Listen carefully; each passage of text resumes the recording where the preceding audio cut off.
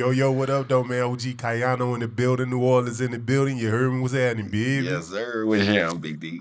It I'm was good. cool. Hey, man, I appreciate you sitting down with me. You know what I'm Same saying? here, dog. I think, I reached out to you, so I appreciate you. You know what I'm saying? hey, for sure, man. You know what, man? I appreciate you reaching out. And the reason why, man, it's a lot of platforms out there Right. that you could have went to. So, you know what I'm saying? To express yourself, to get your story out, man. And the fact that you found me worthy to come and sit down on my platform, Yeah. man, I really appreciate it. So, like we said, you're a New Orleans native. Mm-hmm. Um, Out of what part of New Orleans you from, man? Everywhere, really. I spent about 9 years collectively in New Orleans, but I'm more so from Louisiana as a whole. I was in OCS, you know, foster homes, respite homes. So whatever city and place would allow me to be there, I'd be there. Got you.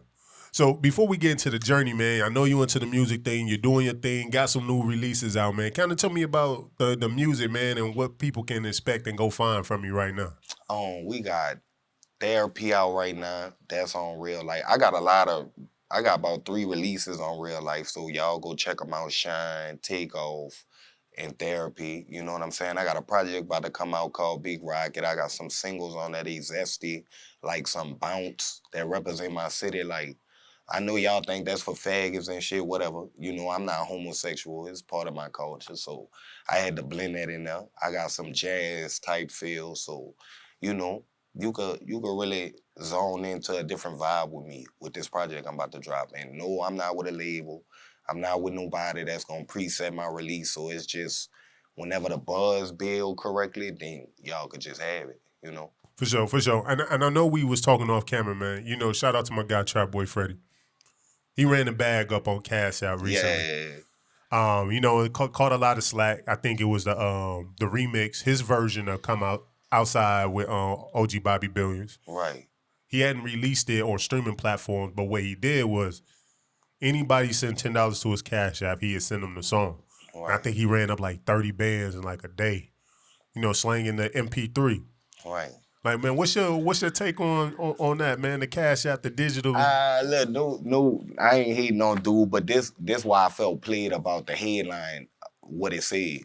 They said it was the new wave. And I felt like I really was one of the first pioneers for that Cash App New Wave because I remember trying to figure out a way like how I'm gonna make money off this music. Cause I ain't all right, you got these engineers, these producers, these people that want their cuts. And I'm not willing to give them the cut if I'm hustling. I'm gonna just be real with you. I'm like, if I'm putting in the grind, I don't wanna have to share with you just because you feel like you deserve it. So I looked in the Cash App. I was like, man, look, I could start doing Cash App. So, you know, I started having people like Cash App me, send me the money. And at the time, the Cash App card wasn't even out. Like this was before they started letting you personalize Cash App cards and really use it. So I was transferring the funds from Cash App to my bank account. And I was doing this from its front, Town East, Fuel Cities, the Galleria, all y'all malls, all y'all stores, people was buying my CDs. And I'm gonna send them the proof. I'm gonna send you the proof so you can see, like, so that's why I felt some type of way, because I'm like, I really had to create that off being stuck. Like off not knowing. Why do artists get so caught up in want the credibility of being the first? Like, why does it even matter? Like, what does it add to the legacy of the artist just being first? Well, in that category, like I say, I'm not knocking trap. I'm just saying in that category, I feel like give it to the hustlers. Like give them what they created if it in as far as hustling. You see what I'm saying? Because I feel like that's a real power move in the industry where people saying CDs burnt out, streaming the new wave. I'm like, I bust cash out wide open, PayPal wide open. I ain't gonna lie, fam. I feel like CDs are burnt out. But you see what I'm saying? I got the proof that. I'm not saying CDs won't sell and people won't support a CD. Right. But fam, I'm not buying a CD. But that's cool. I'll go buy like, okay, where you but at you on want Apple me to tell you Music? why you say that? Cause you live a nice life. You live a life where you could pay for subscriptions. You drive a nice vehicle probably. You know, you live that type of life. Majority of our societies drive CD players, cars. But That's most why they people buy got my YouTube. CDs. Huh? Most people got YouTube in the aux. No. Yeah, majority of I'm in people front. got a. I'm telling you that because I'm the person in front of Big T. I'm the person in front of Fuel City. I'm the person in front of these malls. So when they playing my CDs out they call, because they not just buying my CD and saying charity. I want you to like my music. So I'm saying, no, play my music. And if you don't like it, don't pay for it. I mean, I feel you. I ain't mad at it. I'm not saying people won't buy CDs. No, they putting it in their car though. You No, I'm gotta saying. play it. I'm not saying because if I buy a CD, whether if I'm doing it just to support you or whether I like the music, if I paid the money, I'm damn sure gonna play it. Right. In This your gonna get. car. I'm gonna play it in my car With the because CD player. well, that's the only place I got a CD player. You know what I'm saying? Is in the car.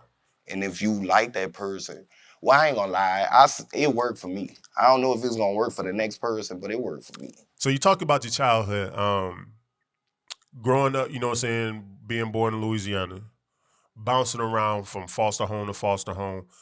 What was that upbringing like, man? Like, at what age did you enter into the foster care, Like system? four, 5. And what was that experience like?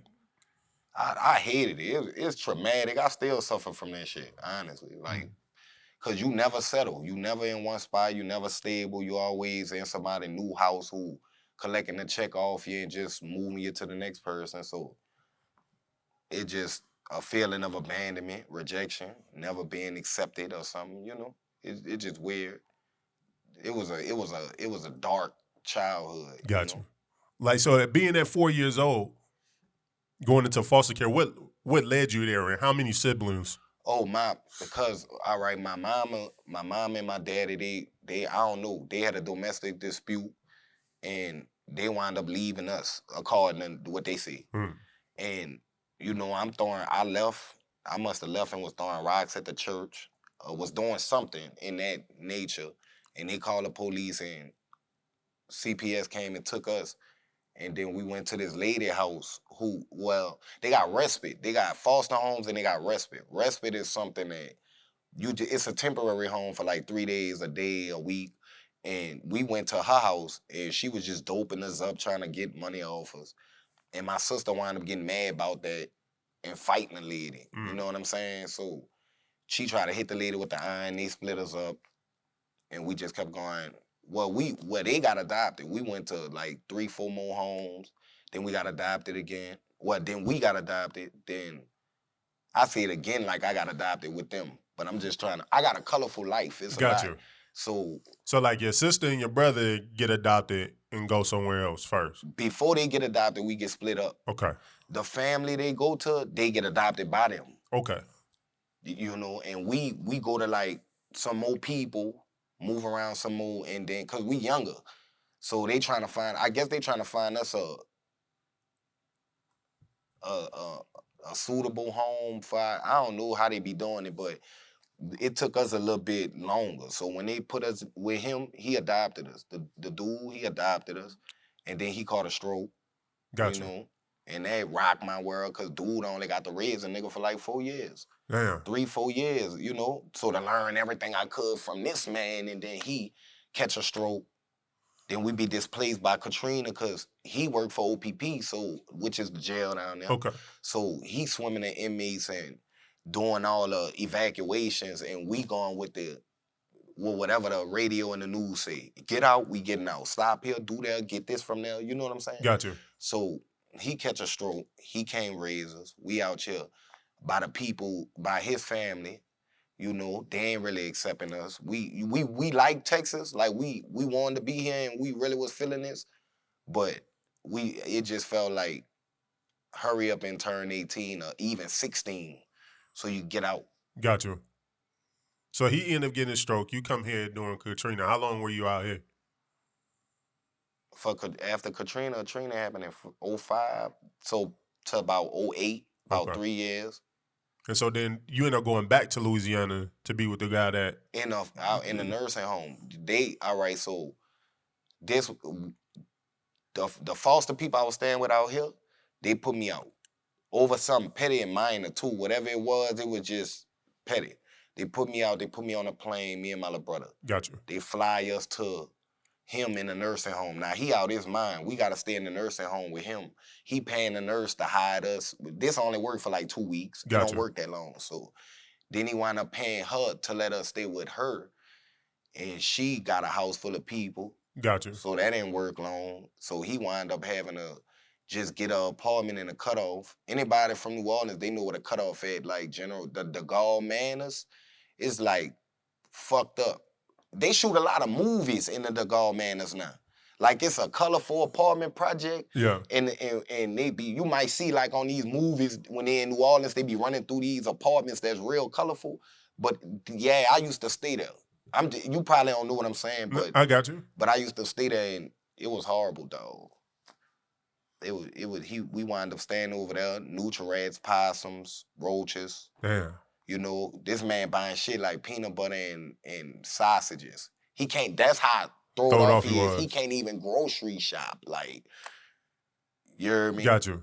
So he moved into the spot with y'all, or he stayed at the nursery home but put y'all in he moved in the spot. And it's just us and him.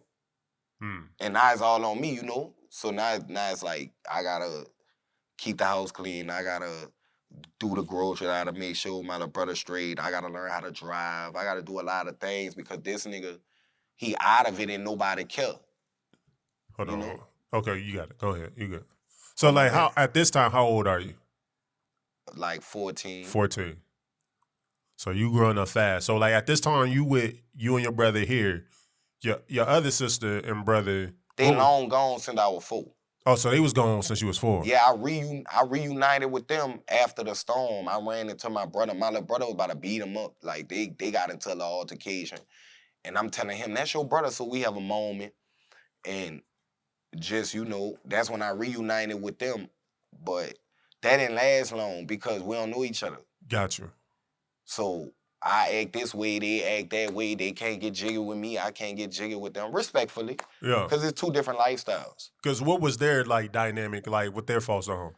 They say from their view, it was bad. From my view, it was silver spoonish because at least you got to stay inside, you got to play the game, you got to be structured. Right. We didn't get to be structured. We the same way we was rejected, we never got unrejected. Just because we was adopted, we still was rejected. Gotcha. We still was go outside, go play. At what point in your life did this become traumatic? Because, you know, like some people would look at it like, okay, well, 4, you can remember some things before 4, but once you're in this life, that's kind of, you get used to it. So at what point did you realize like this isn't normal and it becomes traumatic? Soon as I moved to the 9th ward, because I remember it all my life, it being traumatic because my every situation was traumatic for life. Gotcha. Like, meaning kindergarten, for instance, in the 9th ward, I'm like, I don't really remember how that was going, but before I got adopted at 8, somewhere in between here, we was visiting a man's house. So we was getting to know the people in the neighborhood before we got adopted for real there. So as we coming, these niggas laughing at us. These niggas teasing us. They adopted. They ain't got no mama and daddy. They mama a crackhead, blah, blah, blah, blah, blah.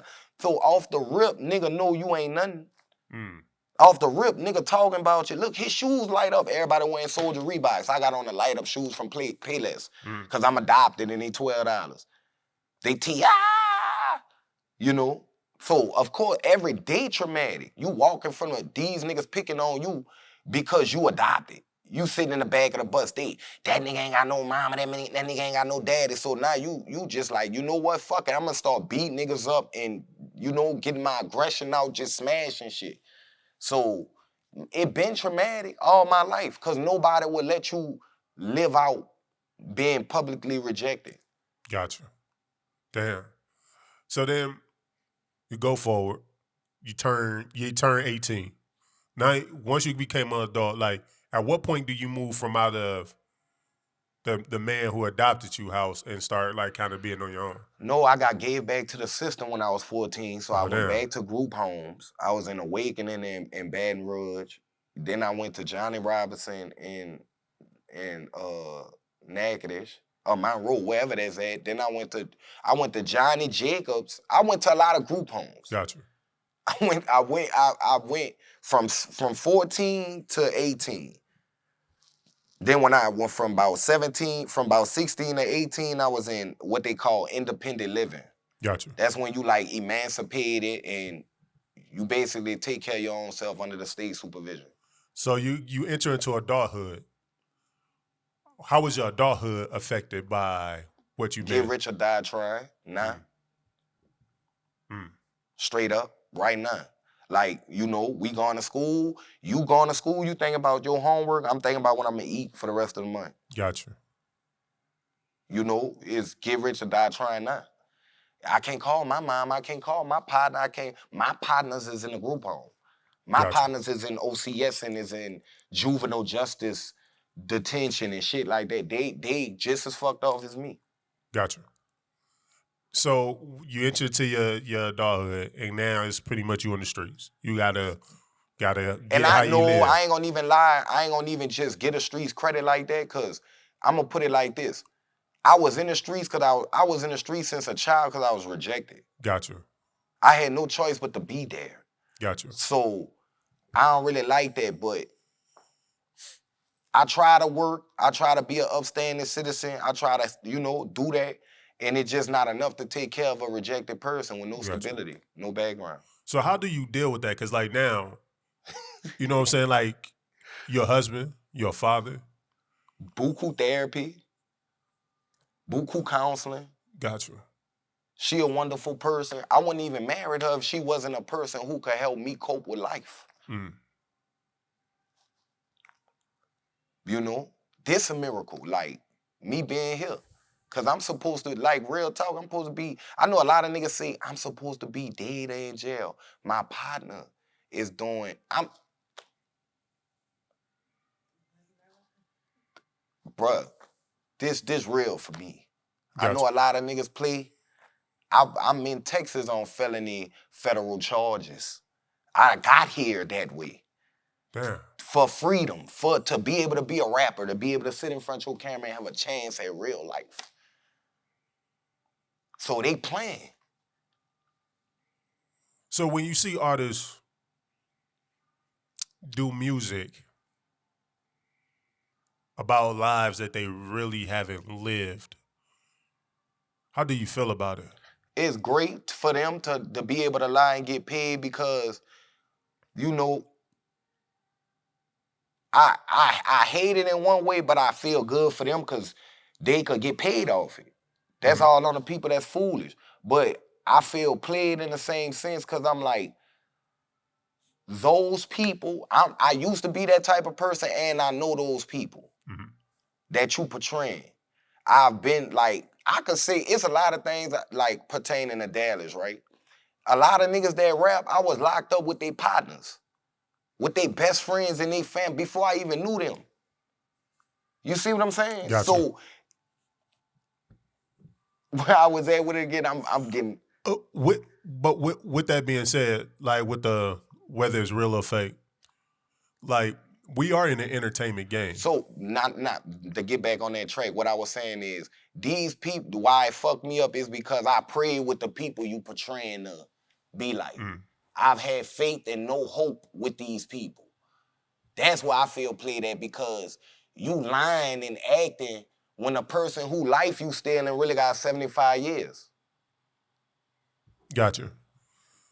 The reason why I say that is because, like I've been talking about now, the problem with hip hop is more dangerous because the shooter's taking over hip hop, and we push real so much on these kids that they think in order to be a rapper, they have to go out and do everything they're rapping about, and that entertainment is just entertainment. It's meant to feel real, right? Not absolutely be real, right? Like, we don't get mad at a movie director when he writes a gangster movie, right? And he hire a bunch of people who wasn't gangster in real life. These are just actors. Right. We don't get mad at any of them for playing a role in this movie. We know they're all fake, right. But it feels real, and we can relate to it.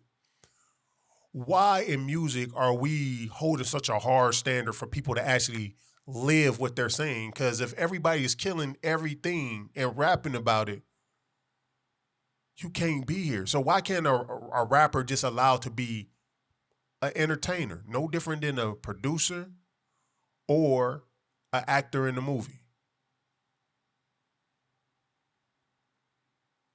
Because people don't want to admit. One of the reasons they don't want to admit they fanned out. They don't want to admit that they love that person that much that they want it to be real. Mm. You want to act like it's just music when you taking it deeper than that. And then too, sometimes the artists lose themselves in the music and forget that you not really like this, fam. Right. It's okay to play this role, but now you letting this role, like, because every actor, they go into a movie and they become this character, but when they go home, they back to themselves. Right. They leave the character at the set. I think rappers take the character home, and the character become everyday life. And when character become everyday life, somebody who really living that life pop out and test that shit. Right. And I think maybe now that I'm thinking it out, I'm like, maybe that's the problem with hip hop is even the actors in the movie or the rappers in the song don't realize they're just an actor in the movie. Right. Taking on this They persona in real high life. too, because they never been in these places. That's real. They never been in front of these judges. They never been in these courts, in these jails. So until they get there, it's all, I do it. Yeah. And I think that's the problem with clout today. Not the clout. I think, well, yeah, the clout. Because when we talk about the influence and the power, everybody want to be shooters. And that's the influence and that's the power that rappers are trying to yield right now, that they are the most gangster. They are the biggest killers. And that's the type of clout they want. And so now that's the energy they receiving. And that's the narrative I'm trying to paint for young people is like, man, if you got a talent to rap, rap. Rap about your hood story. Rap about your cousin that's doing 75 and rap about what he went through. Rap about your surroundings. You know what I'm saying? If you're a good storyteller and you never seen that life, but you can make it real for somebody else, rap about it. But also be honest, like, fam, I'm just creating hood musicals for people to understand. But they'll never listen to you no more then. I think people will. Because, I mean, if a person came out Who and they said... did that to? What that dude name? Remember a little nigga, he used to be rapping, and he came out and said, I'm lying. And they told that nigga, they I don't know his name, but it's a rapper. He got on, was that Say Cheese? Did he get on Say Cheese? That was Say Cheese. My whole thing, if an artist come out from the jump and say, fam... Oh, from the jump. He ain't come out from the jump. Yeah, it's one thing that really portray something and then flip and say, hey, no, I'm not really like that. Oh, yeah, everybody thought this nigga was gangster. But if you come out and just straight up be like, hey, fam, I'm rapping about shit I saw around every day. This song right here is not me. I'm rapping from the perspective of my cousin who doing 75 years right now. Like, I'm taking, these songs are all taking on personas of people I know or, you know, or familiar with within my neighborhood. Fam, I'm not saying I'm not living this way. This is entertainment. I'm just creating a hood musical, a hood movie. Right. Just in a song form. And I think if people could come out and be real like that, you're not going to have the gangsters at your show trying to test your gangster. But when everybody say, I got my own fire, I don't need security in the club, cool. Somebody is going to test that gangster. Now, I don't know how they making it that far. Even to the club. That's what, I don't know. I come from getting locked up for real. Because they own you. Them people own you. They know you. You must be a nobody that's just talking. Not saying, I see, that shit'll sound crazy on the internet. I'm not trying to say nothing bad about nobody. I'm just saying, in real life, if you a shooter, you have aggravated assault charges or attempt murder charges. If you're a dope dealer, you have dope dealing charges. So what you're saying is everybody that commit crimes is going to always get caught. Yeah. So it really I shouldn't got be... caught. Like, I ain't tested. It's a lot of shit I didn't do, but eventually I got caught and I had to take a lick for something. It wasn't a lick I wanted. I rather skate scot-free. But you have to take your lick somewhere.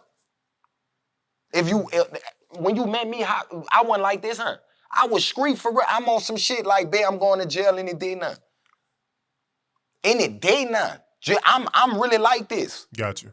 And she accepted that. But I'm saying a lot of niggas don't accept that. They think they could get away from going to jail or dying. No, that's gonna happen. And I think that's where the shelf life is now, is if you don't go to jail, because we seeing it all the time now.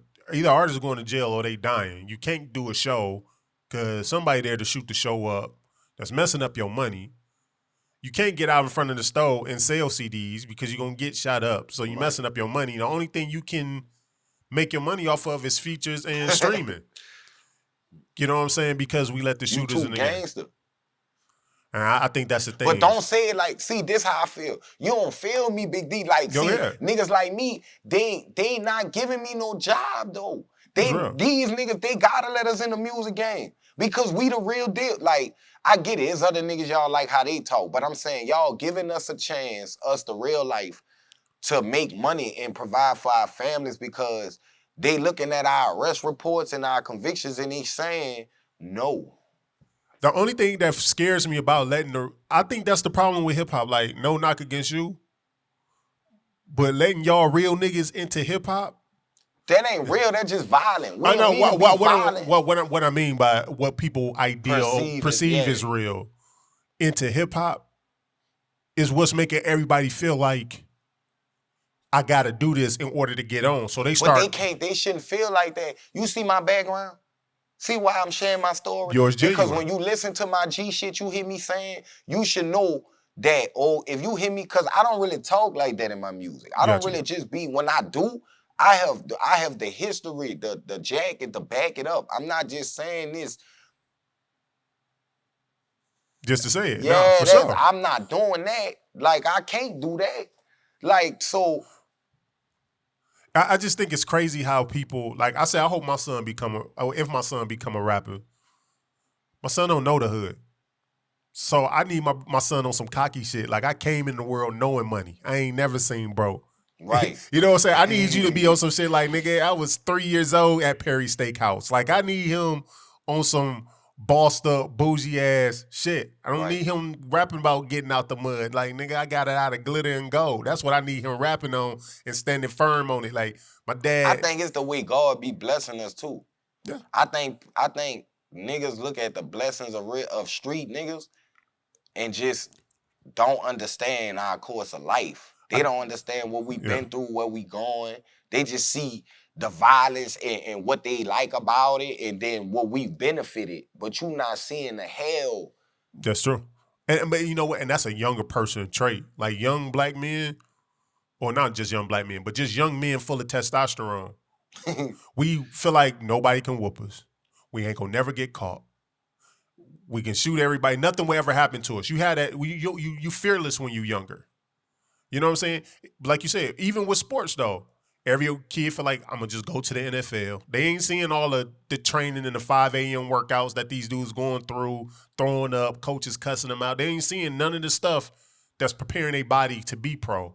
They just see them playing in the game and be like, oh my God, that's what I'm gonna do. So I mean, I get what you're saying. Is that young people do see rappers and think like, oh, he was shooting everybody, he was moving all the dope, and now he the biggest rapper ever. But they don't see all the real pain, the trauma, the sleepless nights, the heartaches, you know what I'm saying, they go through. They don't see it. And then that's funny, because I pray for you young niggas, because y'all be getting whooped. Y'all don't even be knowing what's going on, and then you get locked up and you around all these criminals, they get at you. Yeah. Quick, because they see you green. So now we coming to we summertime here, man. 2021. You know what I'm saying? It's lit. I don't know, bro. I'm music on music, but I'm just trying to see. I'm trying to see, because I'm paying attention to the government right now. Everybody buying guns. You know, the feds hitting left and right. You know, who here today might not be here tomorrow. So I ain't, you know, it's looking real shaky in the economy. Like, yeah, you know, it can. I mean, at the end of the day, you know what I'm saying? Tomorrow ain't promised. So, hey, live in the moment. Prepare to, you know what I'm saying, when you say hope for tomorrow, but, you know, live for today. You know somebody that got COVID? COVID? Yeah. Nah.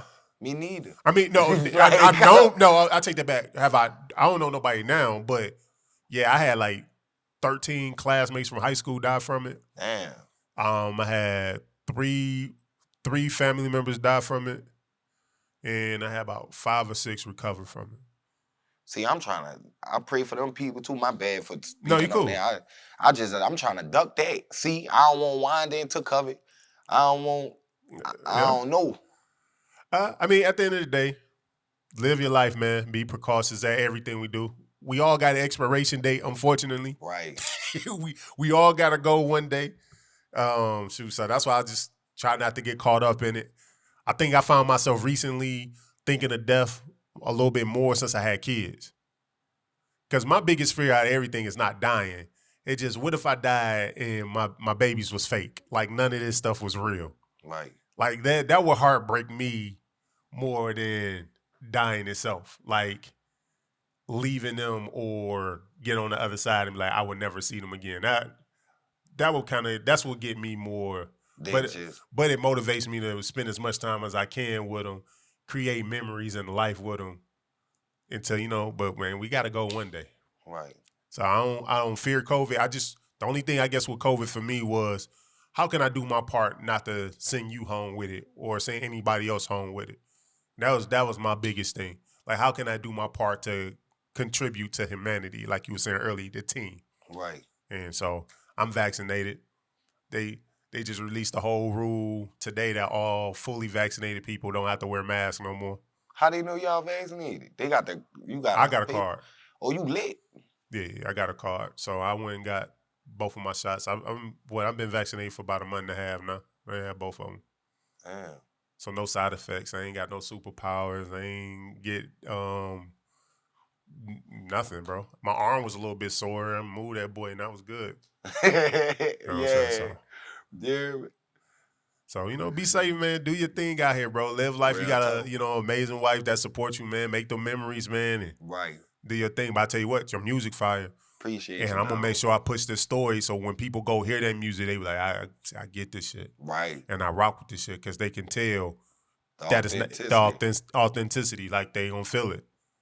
And, me hearing the story allows me to go through the records even easier now. Yeah. You know what I'm saying? Be like, yeah, okay, I understand why he's saying this bar, why he rapping this way. Right. It opens up, man. So I appreciate you considering me and sitting down with me. Right. You know what I'm saying? Well, OG KAYANO. Yeah, appreciate you, big I appreciate you, man. And, coming back again, man. I messed up the first time. Nah, it's all good, but we good, man. bro. It's all good. Hey, till we meet again. All right, big dog.